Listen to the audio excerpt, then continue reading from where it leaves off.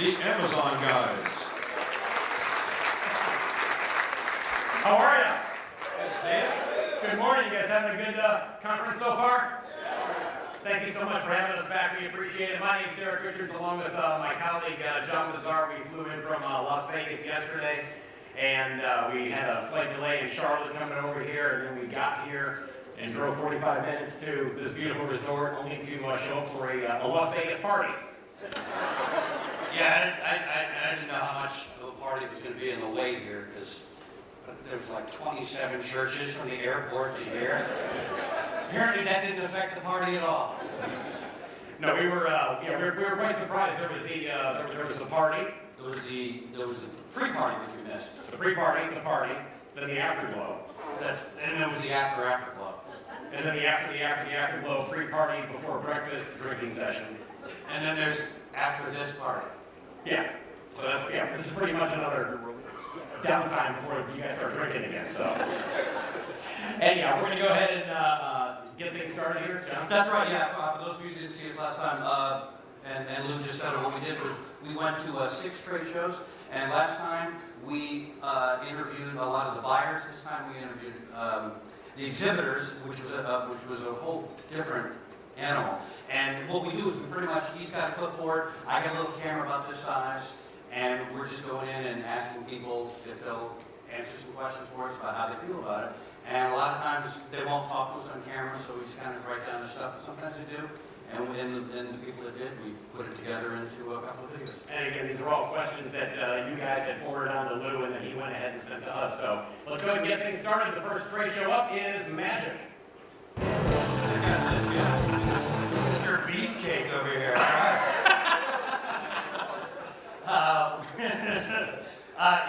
For that one, overall, most people said that the setup went really well. They really liked the setup. And in terms of the cost, the extra cost of things, it seemed like most of the people who were veterans of the show, people who have been to the show many, many times, knew how to save money. They knew that it was going to be there well in advance, and they would store a lot of their stuff there. So it would be waiting for them so they could save money if they didn't want to spend on tables and chairs and rugs and things like that. And as far as social media was concerned, they were one of the more active trade shows in terms of being online, constantly, either on Twitter. Instagram was actually the most popular platform for them, only because it's always, new products, new accessories, fashion and so forth. And so a couple of people made the comment too that, everybody has the attention span of a goldfish. So, you see something pop up on Instagram and you can see whatever new, outfit or accessory was available. So, anything else? No. Next one here, ASD. Okay. Just in case you didn't catch it, the guy from Pakistan, what he was saying was, it was a little difficult to understand. He was saying, somehow, if the right people came to the show, like what we were told, it would be good. What he was saying was that there was a certain type of buyer that I guess he was told was going to be at the show, and then that buyer actually was not at the show. He found out during the course of the show.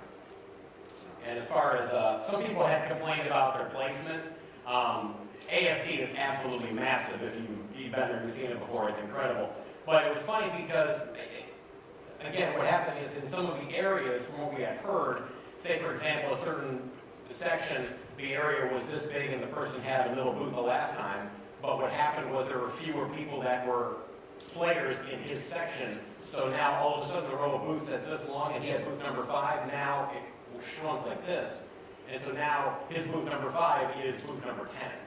So that was the only complaint that people had, like I said, as far as placement, but again, you guys get that all the time, people, not everybody's gonna be happy. And it seemed like there's a lot of conflicting commentary too, like the one gentleman who said he wrote tremendous orders, but the traffic was down.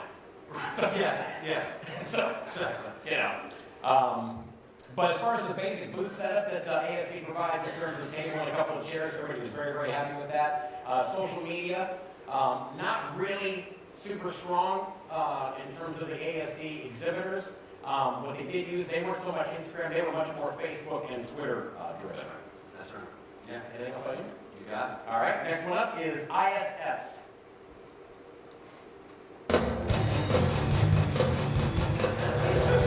Thank you so much. I appreciate it. Thank you.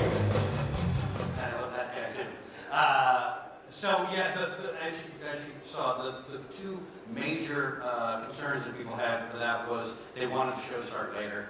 All of them seem to have said that at one point or another. They just wanted it to start later, like at least by 10, but preferably like 11, because it's Vegas and they're staying out all night. And then the other one is they all felt that they wished it had been a larger show. I think it was a lot smaller of a show, but I guess it's a growing show. So, but they're looking for it to be much larger. And the one particular gentleman who said that he wanted the trade show to invite bigger buyers, he was talking, when he said, I was going back through the notes, he was looking at people, like if there were people from bigger box stores, like a JCPenney or Sears or something like that, that were going to be in attendance to go ahead and buy some of the product.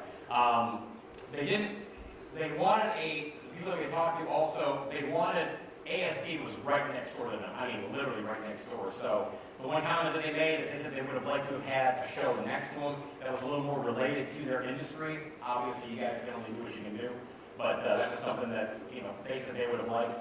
Also, social media. The guys there were actually quite active. Instagram was the #1 platform that they go ahead and use. But yeah, just the biggest thing was just open a little bit later. It was pretty much the biggest complaint there. Next up is LDI. A couple things. The Dutch guy from Philips was a good example of, I mean, that's a company that obviously has a lot of money and a lot of resources, and yet he was savvy enough to, rather than, get a refrigerator, he just bring his own cooler with some drinks in it. So, I mean, where he needed to cut corners, he's smart enough to figure out where it is. Also, the bald guy who was kind of complaining about the rug and being able to put up his own lights and rigging and stuff like that. There were other complaints like that, not complaints, there were other people that had mentioned it, but they didn't really have a problem with it because I think everybody understood that there's a liability issue. He was the only one that was a little more vehement about it, and when he said that the only thing I would change is I wouldn't have it in Vegas, he's the only guy that said that. Nobody else said that. But You're there, Chris Meyer. He's the only guy that said that. No one else said that. Yeah, they were happy with the loading process and also with GES, and I think too it's one of those things because GES is in that business, so I think they all speak the same language and they get it. And so, like I said, no one had any complaints with in terms of the level of service provided by GES. Social media, they were very active on all three major platforms, Instagram, Facebook, and Twitter. They did say that Instagram for them provided the best outlet only because Instagram allows those quick 15-second videos. And so as for what they do as far as all the lighting and all the pop and flash and stuff like that, that worked very well for them.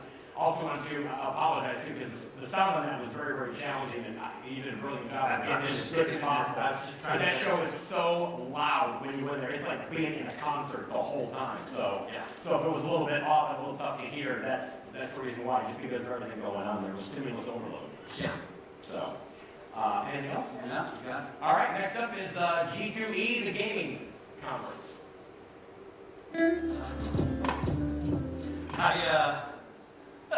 By the way, this show, along with a lot of others, was the first time I ever heard people answer questions. The first word is so. Like, ask me any question. Any question.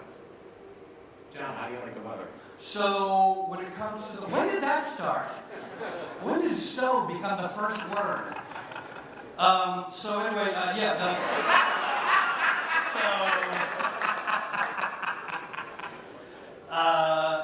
the pre-show information, the exhibitor manuals, with this show, along with a lot of others, no complaints whatsoever. The only complaints that we heard were really, and it sounds obvious, from people whose English was their second language. Other than that, I mean, everybody else just loved the manuals and had no problems with them whatsoever. Yeah, that's really with all the shows. The only, like I said, the only complaint in terms of placement was with the security division here at G2E. But again, as the lady acknowledged, she goes, that part where they're tucked away, it's not as exciting as being immersed in all the new slot machines and all the new games and stuff like that that's going on. And then just some people had voiced opinions about the extra services, the extra, charges and stuff like that. They were all very active on social media. with Facebook, Twitter, and Instagram. Instagram, again, being the #1 choice for gaming. And I think that's anything else you wanted to add to that one? No, that's it. This is the home stretch. The last video that we have is agenda.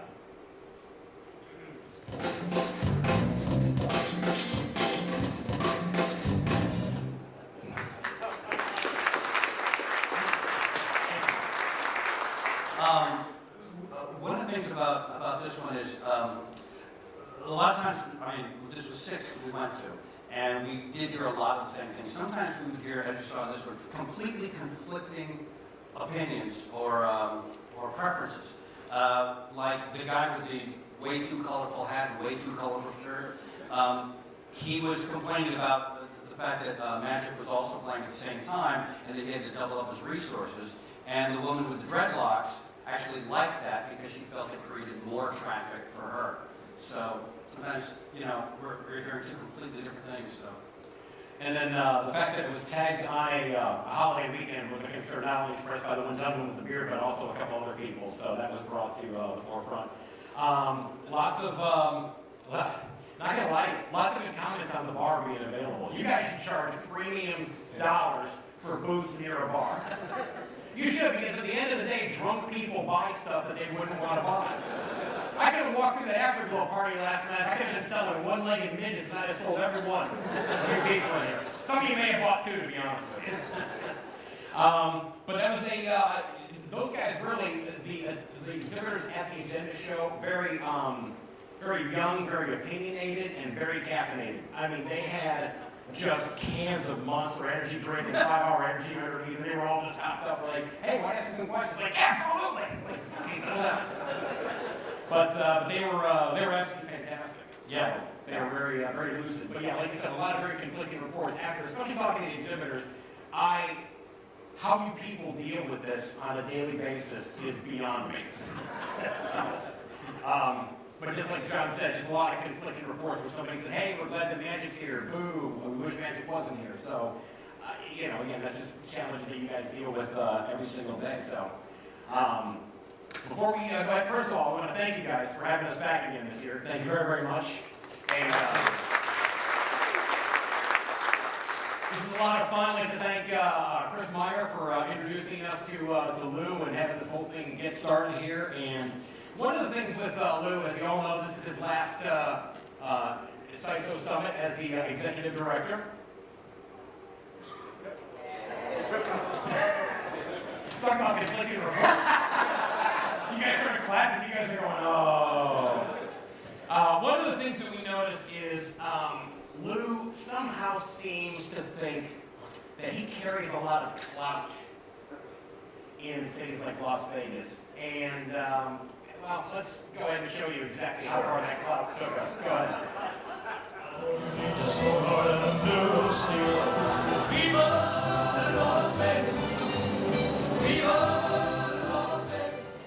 Once again, thank you guys so very much for having us.